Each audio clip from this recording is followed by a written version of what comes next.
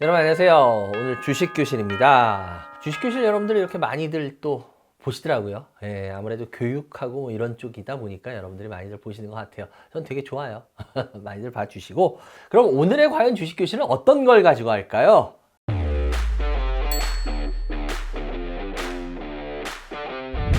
다시 뜁니다. 찾아가는 이만장. 4월 5일 토요일 11시 반 대전으로 찾아갑니다. 사람 이름을 하나 써볼게요. 너무 친숙한 이름이죠? 예, 바로 연준이 의장이죠. 파월 의장. 유명하잖아요, 이 파월 의장. 이 사람 말 한마디에 전 세계 경제가 왔다리 갔다리 하는 아주 유명하신 분이죠. 오늘 이분 얘기를 할 거예요. 과연 이분의 뭔 얘기를 할 거냐? 파월 의장은 겁쟁이인가? 용감한 의장인가? 아니, 파월이 겁쟁이든 용감한 의장이든 뭔 상관이야? 여러분 또 그런 생각 하실 거예요. 이거 다 들어보시고 나면은 왜 이게 중요한 거구나 라는 거를 느끼시게 될 겁니다. 일단 이 얘기를 하려면 우리는 한 사람을 이야기를 안 할 수가 없습니다. 맨 처음에 누구를 얘기해야 되냐면요, 폴 볼커라는 사람을 얘기해야 됩니다. 혹시 들어보신 분도 있으실 거예요. 아마 모르는 분도 계실 텐데, 폴 볼커가 누구시냐 여기 보시면요, 어때요? 여기 보면 다 멋있으시죠? 고뇌에 차서, 그죠? 이분은 뭘로 유명하시냐면요, 이분의 별명이 있어요. 인플레이션 파이터라는 별명으로 아주 유명하죠. 미국 역사상 가장 훌륭한 연준이 의장을 뽑아라 그러면 누구도 서슴지 않고 이 바로 폴 볼커를 뽑습니다. 이분이 연준이 의장을 하신 건 언제냐면요, 1979년부터 약 8년 동안을 미국의 연준이 의장으로 계십니다. 근데 만약에 이때 연준이 의장을 이분이 안 하고 다른 분이 했다면 지금의 미국은 없을 수도 있다는 말을 참 많이 해요. 왜냐면 그 당시 미국이 굉장히 경제가 위험했었거든요. 그거를 잡아낸 아주 유명한 신문이죠. 그래서 이분은요, 1980년 7월에 이분이 연준이 의장할 때 미국의 기준금리가 그때 7월에 9.03%였어요. 9.03%였는데요. 1년도 안 된 81년 6월에 얼마까지 하냐면요, 80년 7월에 금리가 9.03%였습니다. 근데 81년 6월에 약 1년 만에 금리가 몇 프로까지 가는지 아세요? 19.1%까지 갑니다. 거의 10%를 올려버려요. 10%. 1년 만에 금리 10%, 기준금리 10%. 어마어마하게 올려버리죠. 과연 지금 어떤 의장도 과연 이런 걸 했을까요? 아마 이렇게 올린다 그러면 아마 전 세계가 난리가 났을 거예요. 근데 이분이 바로 그런 신의 한 수가 아니었으면은 미국의 경제는 지금의 경제가 도저히 나올 수 없을 거라 다들 그럽니다. 그래서 이분은 말 그대로 제가 좀 전에도 뭐라 그랬어요? 인플레이션 파이터라 그러죠. 이분의 별명이 인플레이션 파이터예요. 인플레이션을 때려잡는 데는 역사적으로 이분보다 더 끝내주는 성과를 낸 사람이 없어요. 그래서 이분의 별명이 인플레이션 파이터예요. 그래서 미국 역사상 가장 위대한 연준이 의장이라고 칭송을 받고 있습니다. 그럼 여러분들, 우리 영웅은 난세가 난다 그러잖아요. 그럼 이런 폴 볼커 같은 어마어마한 사람을 낳게 해준 사람이 있을 거예요. 누구냐? 아서 번스라는 사람입니다. 아시는 분들 많으실 거예요. 아서 번스. 참 재밌는 게 뭐냐면요, 아서 번스는 1970년대 연준이 의장을 했습니다. 아까 제가 폴 볼커가 1979년부터 했다 그랬죠. 근데 이분은 고 1970년대. 그럼 여러분들 이런 생각할 거예요. 바로 그럼 직전 연준이 의장인가 그럴 텐데요. 그러진 않아요.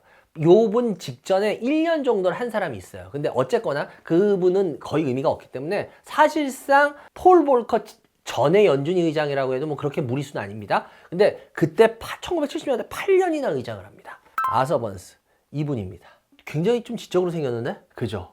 이분은요, 미국 역사상 가장 무능한 연준이 의장으로 일컬어지는 사람입니다. 참 재밌죠? 가장 무능한 연준이 의장 직후에 거의 가장 위대한 연준이 의장이 나왔어요. 그래서 제가 아까도 그랬잖아요. 난세가 영웅을 만든다고. 그런데 이분이 참 재밌는 게 있습니다. 여러분 들어보시면 깜짝 놀랄걸요? 이분이 경제학자 출신입니다. 경제학자가 연준이 의장을 하는 게 뭐가 그렇게 대단해? 이분이 연준이 의장을 하기 전까지는요, 연준이 의장은 경제학자가 한 적이 없습니다.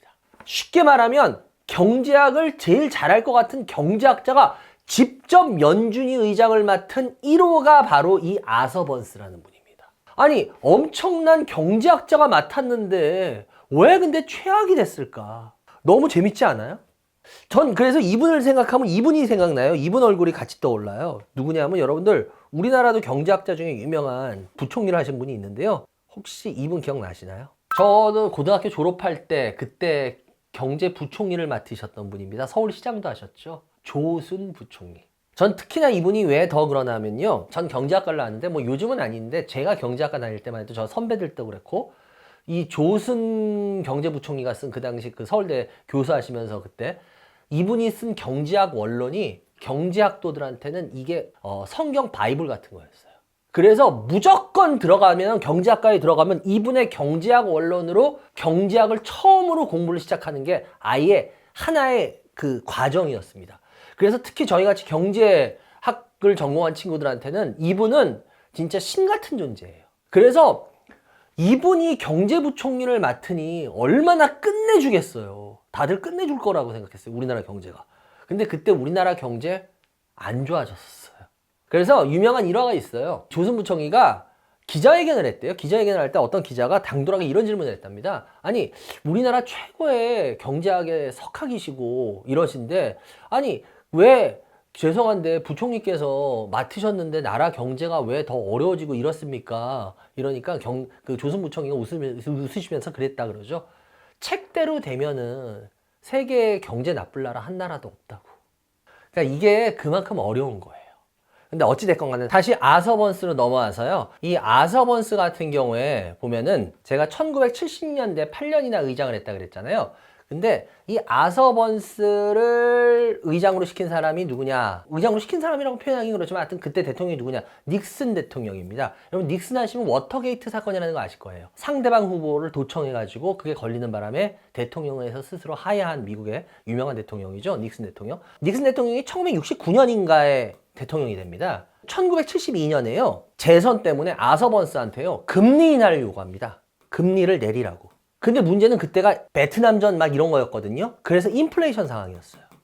그럼 여러분들 아실 거잖아요. 인플레이션을 잡으려면 금리를 어떻게 해야 돼요? 올려야 되잖아요. 그런데 닉슨 대통령이 자기가 재선해야 되니까 돈 풀고 막 이런 선심성을 어떻게 해야 되니까 정치가 경제에 이렇게 끼어듭니다. 금리를 내리라 그래요. 근데 아서번스가 버텨야 되는데 어떻게 됐냐? 아서번스가 그 요구를 들어줘요. 그래서 불과 1년 만에요. 금리를 4%나 낮춥니다. 어마어마하게 낮춰버리죠. 그래서 어떻게 됐냐? 닉슨이 대통령이 됐어요. 재선이 됐어요. 아까 말했잖아요. 워터게이트 사건 터지기 직전이에요. 그러니까 워터게이트 사건으로 실은 상대방 거를 도청했어요. 그래서 상대방 그 선거 전략을 다 알아버리니까 거기에 맞춰서 해버리니까 어떻게 돼요? 그냥 되지 당연히. 그냥 됐습니다. 그러니까 일단 성공같이 보이죠. 근데 문제는 어떻게 됐냐? 이렇게 금리를 낮춰버렸잖아요. 1973년 여러분 아실 거예요. 제1차 오일 쇼크가 일어납니다. 제1차 오일 쇼크가 일어나니까 어떻게 되겠습니까? 물가는 기름값이 미친 듯이 올라가면 물가는 당연히 더 미친 듯이 올라가잖아요. 막 금리 계속 낮출 수 있을까요? 그러니까 빨리 금리 올리라 그럽니다. 그러니까 금리를 어떻게 하는지 아세요? 뒤늦게 금리를요 13.6%까지 올려버립니다. 그럼 문제는 뭐냐? 금리를 올렸는데 올렸으면 여러분 물가가 잡혀야 될 거 아니에요. 이렇게까지 확 올려버렸는데 근데 어떻게 되냐? 바로 유명한 미국이 망할 뻔한 그 유명한 미국의 스태그플레이션이 벌어집니다. 경기가 침체되면서 물가도 성장도 안 되고 전대미문의 스태그플레이션이 이때 벌어져요. 그러니까 어떻게 되는지 아세요? 13.6%까지 올렸죠. 스태그플레이션으로 경기가 막 개판이 돼. 경기 침체가 돼. 그러니까 어떻게 돼? 금리를 다시 낮추라 그러네? 그러니까 아서번스가 금리를 어떻게 하는지 아세요? 13.6에서 5.24%까지 내려버려요. 이거 완전 고무줄이죠? 여러분 상상이나 가십니까? 이렇게 되니까 어떻게 돼요? 경제가 잘 잡혔을까요? 다시 인플레이션으로 들어가 버립니다. 이거를 좋게 말해서 뭐 스텝 앤 고 전략이다, 뭐 스텝 고 현상이다 이렇게 얘기하는데 우리나라로 따지면 냉탕 온탕. 냉탕 같다, 온탕 같다, 냉탕 같다, 온탕 같다. 근데 그게 워낙 뭐 의학적으로는 굉장히 안 좋은 거 여러분 아세요? 그게 감기 걸리는 지름길이랍니다. 굉장히 몸에 어떻게 보면 약하게 만드는 원인이에요. 이러다 보니까 미국 경제가 망할 뻔한 거예요. 바로 그걸 잡은 게 누구예요? 폴 볼커예요. 제가 그래서 아까 그랬잖아요. 난세가 영웅을 만든다고. 1호 경제학자 출신의 연준이 의장이에요. 지금 이 연준이 의장 중에 경제학자들 많잖아요. 그죠? 뭐 버냉키도 그랬고. 그런데 이 아서번스는 이렇게 정치에 휘둘리면서 이렇게 했다가 어떻게 됐어요? 최악의 미국을 망하게까지 만들 뻔한 사람이에요. 폴 볼커가 아까도 제가 말씀드렸지만 참 대단한 게요, 여러분들. 금리를 제가 1년 동안 9.03에서 19.1%까지 1년 동안 거의 10% 올렸다 그랬죠. 근데 이분 대단한 게 세계 경제를 위해서도 우리나라 경제를 위해서도 이런 분이 있어야 된다고 봐요. 왜냐? 그렇게 금리를 미친 듯이 올리니까요. 사람들이 좋아했을까요? 사람들이 다 미쳤다 그랬어요. 제가 사람 죽일라 그런다고. 그러면서요, 진짜 저 사람 때문에 망했다 이러면서요, 살해 위협이 정말로 어마어마했답니다. 그래서 나중에 폴 볼커가 인터뷰를 했죠. 뭐라 그랬는지 아세요? 그 당시에 진짜 그냥 겁주는 살해 협박이 아니라 진짜로 살해 협박이 들어와서 항상 자기 슈트 안에요. 실제로 폴 볼커가 얘기한 겁니다. 인터뷰에서. 항상 권총을 지니고 다녔대요. 실탄을 장전하고. 언제든지 맞대응을 해야 되기 때문에. 여러분들 정책 하나 때문에 자기 목숨을 내걸고 진짜 권총을 품 안에 품고 다녀요. 이런 사람이 진짜 나라 경제를 구하는 거죠. 제가 그래서 아까도 말씀드린 게 그거예요. 파월이 과연 겁쟁이일까 용감한 의장이 될까 궁금한 게 이겁니다. 과연 폴 볼커의 길을 갈까 아서번스의 길을 갈까요? 지금 여러분 제가 말했던 현상들이 비슷하잖아요. 트럼프 지금 어떻게 하고 있어요? 공개적으로 협박하고 있죠. 파월을 뭐라고 협박하고 있나요? 너 이렇게 하면 너 연준이 의장 잘라버릴 거야. 너 금리나 빨리 해. 연준이 의장은 미국 대통령 말 들어야 돼. 막 이러고 있잖아요. 근데 파월은 뭐라 그래요? 나 싫어. 연준이 의장은 독립성을 갖고 있고 금리 내 맘대로 할 거야. 왜 당신이 왜 자꾸 뭐라 그래? 지금 개기고 있죠. 근데 이러면 잘 보시면 이게 트럼프가 괜히 그러는 것 같으세요? 아니에요. 2018년도 트럼프 행정부 1기 때 쫙 금리가 올라가다 금리가 멈춥니다. 근데 이때 이 금리를 멈추게 한 게 파월인 것 같아요? 아니에요. 그 당시 대통령인 트럼프가 파월한테 야, 금리 계속 올리면 안 돼. 금리 빨리 멈춰. 근데 실은 그때 금리를 올려야 되는 현상이었어요. 근데 파월이 트럼프한테 굴욕적으로, 그걸 지금도 뭐 트럼프에 대한 굴욕이라 그러는데요. 굴욕적으로 연준이 의장이 대통령 의견에 다시 한번 무너집니다. 그러면서 그 굴욕을 맛봐요. 그래서 이미 파월은 트럼프 일기 때 이런 굴욕을 맛봤어요. 그런데 지금 여러분들 잘 보세요. 지금 협박하고 있죠. 과연 이걸 잘 버텨낼 수 있을까? 여러분 그때하고 지금 틀린 상황이 많습니다. 그때는요, 이렇게 막 금리를 가지고 막 그 트럼프가 어쩌고 저쩌고 해도요, 그때 미국 정부가 양적 완화 이런 걸 해줘도 받아내줄 수 있는 재정이었어요. 근데 지금 요즘 미국 재정 어떤가요? 트럼프 스스로 뭐라 그래요? 그 일론 머스크가 뭐예요? 뭐 정부 효율국인가요? 수장인가? 그 정부 효율국이 뭐예요? 공무원들, 이런 사람들 목 자르는 거잖아요. 제일 먼저 한 게. 그래서 뭐 인턴 사원 위주로 해서 10,000명 잘라버렸죠. 30분 안에 해고해버렸죠. 비용 줄여야 된다고. 왜? 재정 적자 줄여야 된다고. 그 당시에는 일기 때는 제가 아까도 그랬죠. 이때는요, 재정 이런 걸 받아줄 능력이 있었어요. 근데 이제는 트럼프 스스로도 재정이 그럴 여유가 없다고 얘기하고 있어요.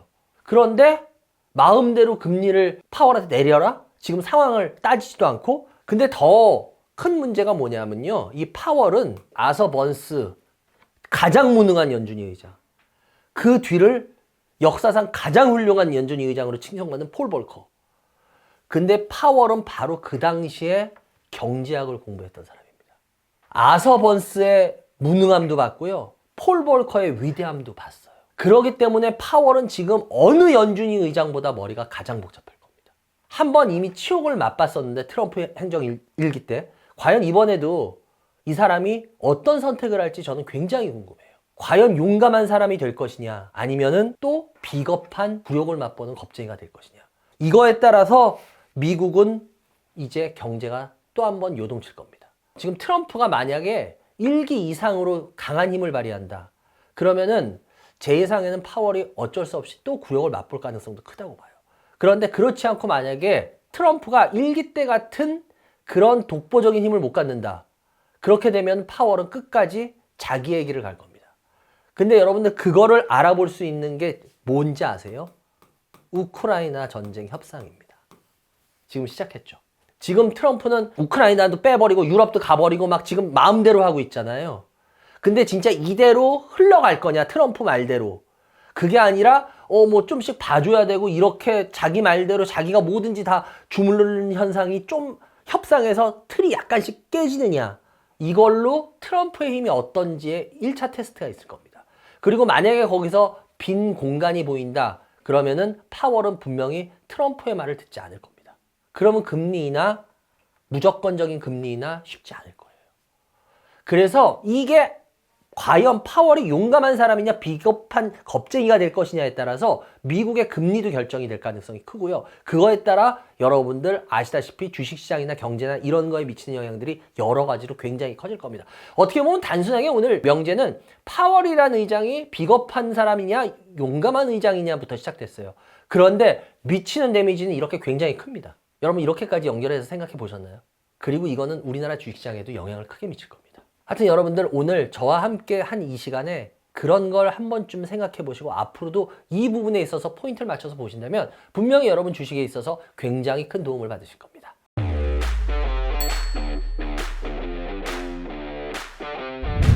다시 뜁니다. 찾아가는 이만장. 4월 5일 토요일 11시 반.